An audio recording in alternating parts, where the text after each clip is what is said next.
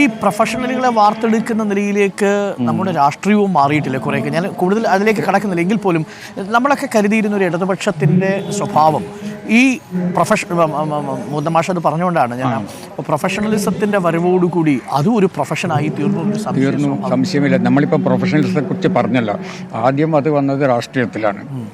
PR ഒരിക്കലും ഒരു യുവ രാഷ്ട്രീയ പ്രവർത്തകൻ എന്നോട് പറഞ്ഞു, ഞാനിതിൽ നിൽക്കുന്നില്ല, ഞാനിതിലൊരു ഭാവി കാണുന്നില്ല കേട്ടോ. അയാൾ പറയാണ് ഭാവി കാണുന്നില്ല, ഇവിടെ നിന്നതുകൊണ്ട് എനിക്കൊരു ഗുണവുമില്ല എന്ന് ഭാവിയിൽ, അതുകൊണ്ട് ഞാനിതൊക്കെ വീട്ടിൽ കാണുന്നു. അപ്പം എന്താണ്, ഒരു കാലത്ത് അങ്ങനെയായിരുന്നു നമ്മൾ രാഷ്ട്രീയത്തിൽ പ്രവേശിച്ചത്. എല്ലാം ഒരു ഉൾവിളി കേട്ടുകൊണ്ടാണ് ഉള്ളിൽ. അത് ഈ എഴുത്തുകാരൻ എങ്ങനെയാണോ എഴുതാൻ തോന്നുന്നത് അതേപോലെയാണ് രാഷ്ട്രീയം. അപ്പം നമുക്ക് ആരെയും വേർതിരിച്ച് കുറ്റപ്പെടുത്താൻ കഴിയില്ല. ആകെ ഒരു മാറ്റിപ്പണിയാണ് നമ്മുടെ ലോകത്ത്. ഇടതുപക്ഷ രാഷ്ട്രീയമാണെങ്കിലും ഏതു രാഷ്ട്രീയമാണെങ്കിലും ഈ പ്രൊഫഷണലിസം അവിടെയും ബാധിച്ചിട്ടുണ്ട്. അല്ല, രാഷ്ട്രീയത്തിൽ നിന്നാണ് തുടക്കം. നമ്മൾ ഈ പറയുന്ന പ്രൊഫഷണലിസം ഉണ്ടല്ലോ, രാഷ്ട്രീയത്തിൽ ജനങ്ങൾക്ക് വിശ്വാസം നഷ്ടപ്പെട്ടു പോയി. അതാണ് നമ്മളെ കുറേയൊക്കെ അനാഥരാക്കുന്നത്. എനിക്ക് പോലും ആ ഒരു അനാഥത്വമുണ്ട്. ഒരു കാലത്ത് ഞാനിങ്ങനെ EMS കണ്ടിരുന്നു. EMS ഒക്കെ നമുക്ക് വഴികാട്ടിയായിട്ട് മുമ്പിലുണ്ടായിരുന്നു. പക്ഷെ അങ്ങനെ ഇല്ല, ഇന്നങ്ങനെ ഇല്ല. അതെന്തുകൊണ്ടായിരിക്കും? അത് നമ്മൾ പറഞ്ഞ ആ പോയിന്റിലേക്കാണ് നമ്മൾ തിരിച്ചു വരുന്നത്. ഇപ്പം 100% പ്രതിബദ്ധതയുള്ള, മരിക്കാൻ പോലും തയ്യാറായിട്ടില്ല എത്ര നേതാക്കളിൽ നിന്നുണ്ട്. അങ്ങനെ അതില്ലല്ലോ, നേതാക്കളില്ലല്ലോ.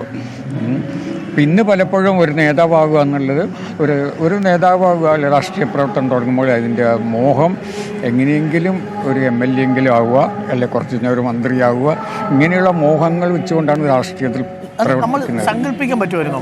അതായത് ഒരു ഏരിയ സെക്രട്ടറി, അയാൾക്ക് തുടരാൻ പറ്റിയില്ല എന്ന് കരുതി അയാൾ ഒരു സുപ്രഭാതത്തിൽ BJP-യിലേക്ക് പോവുക. അയാൾ വർഷങ്ങളോളം ഏരിയ സെക്രട്ടറി ആയിട്ട് ഇരുന്നത് മാത്രമല്ല, ആ പദവിയിൽ ഇരുന്നിട്ടും പാർട്ടിക്കോ ആളുകൾക്കോ അയാളെ മനസ്സിലാക്കാൻ പോലും പറ്റിയിട്ടില്ല എന്നുള്ളതാണ്. അത് നമ്മൾ ഇതിനാണ് സംഭവിക്കുന്നത്. ഇവിടെ നിന്നുകൊണ്ട് ഗുണമില്ല, അതുകൊണ്ട് അപ്പുറത്തേക്ക് ചാടുന്നു. ആ രീതിയിലേക്ക് മാറ്റപ്പെട്ടിരിക്കുന്നു, പരീക്ഷ നൽകുന്ന ഇടങ്ങൾ പോലും. അത് ചിലരുടെ ഇപ്പം പേരെടുത്ത് പറയാൻ എനിക്ക് മടിയൊന്നുമില്ല. ഇപ്പം ഞങ്ങളൊക്കെ ആരാധിച്ച അബ്ദുള്ള കുട്ടിയുണ്ട്, യുവത്വത്തിൻ്റെ പ്രതീകം. തീജ്വാലിയായിരുന്നു. ഇപ്പം എവിടെയാണ് അബ്ദുള്ള കുട്ടിയുള്ളത്? എവിടെയാണ് ഇപ്പോഴുള്ളത്? ഇതാണ് പ്രശ്നം. ഇവിടെ നമുക്ക് ഭാവിയില്ലാന്ന് കണ്ടാൽ അപ്പുറത്തേക്ക് പോവാം, അല്ലാതെ പ്രതിബദ്ധതയില്ല. ശരിയാണ്. നമ്മൾ എന്ത് ചെയ്യുന്നു? നിരാശയുടെ ഒരു ടോൺ പ്രേക്ഷകർക്ക് വേണ്ട. പക്ഷേ നമ്മൾ പറഞ്ഞു വന്നപ്പോൾ പറഞ്ഞതാണ് മാറ്റങ്ങൾ സംഭവിച്ചു എന്നതിലേക്ക്. ഒരു ചുരുക്കി ഞാൻ പെട്ടെന്ന് വിടാം. ഈ മയ്യഴിയിൽ നിൽക്കുമ്പോഴേ ഇപ്പൊ കുറേ വർഷങ്ങൾക്ക് ശേഷം മയ്യഴിയിലൂടെ നടക്കുമ്പോൾ പ്രധാനമായിട്ട് മനസ്സിൽ വന്ന മാറ്റം ഏതാ? ഈ മാറ്റമുണ്ട്, മനുഷ്യർ തിരിഞ്ഞു പോകുന്നില്ല, അഥവാ സംസാരിക്കുന്നില്ല എന്നൊരു മാറ്റമുണ്ട്.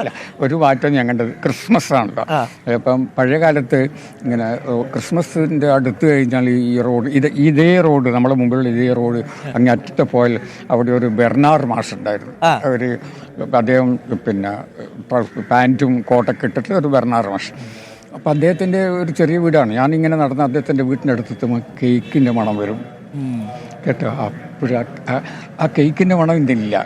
എനിക്ക് ക്രിസ്മസ് എന്ന് പറഞ്ഞാൽ കേക്കിൻ്റെ മണമാണ്. അപ്പോൾ അദ്ദേഹത്തിൻ്റെ വീട്ടിൻ്റെ മുമ്പ് കൂടെ നടക്കുമ്പോൾ കേക്കിൻ്റെ മണം. അപ്പോൾ ഇന്ന് അങ്ങനെ കേക്കിൻ്റെ മണം മായിലെ തെരുവുകളിലില്ല. ക്രിസ്മസ് അല്ല, അതിൻ്റെ കാരണം വീടുകളിൽ കേക്ക് ഉണ്ടാക്കുന്നില്ല. കേക്ക് ഉണ്ടാക്കുന്നത് മുഴുവനും ഇങ്ങനെ നമുക്ക് നമ്മുടെ തൊട്ട മുമ്പിലൊക്കെ ബേക്കറികളുണ്ട്. അപ്പോൾ അത് റെഡിമെയ്ഡായിട്ട് കിട്ടും. അപ്പം ക്രിസ്മസ് കേക്കിൻ്റെ മണമില്ലാത്ത ക്രിസ്മസാണിത് ഇപ്പോഴും. എനിക്കൊന്നും ഇപ്പൊ ഓണത്തിന് സദ്യ ഒരുക്കുമ്പോൾ ഒരു സുഖം പോലെ, കേക്ക് ഉണ്ടാക്കുമ്പോൾ കിട്ടുന്ന ഒരു സുഖം പോലെ അതുണ്ട്.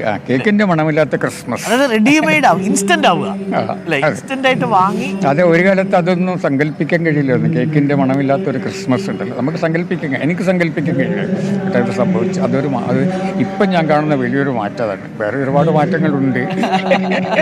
അപ്പോൾ ഇനി കേക്കിൻ്റെ മണമുള്ള ഒരു ക്രിസ്മസ് കാലം കൂടി വരട്ടെ.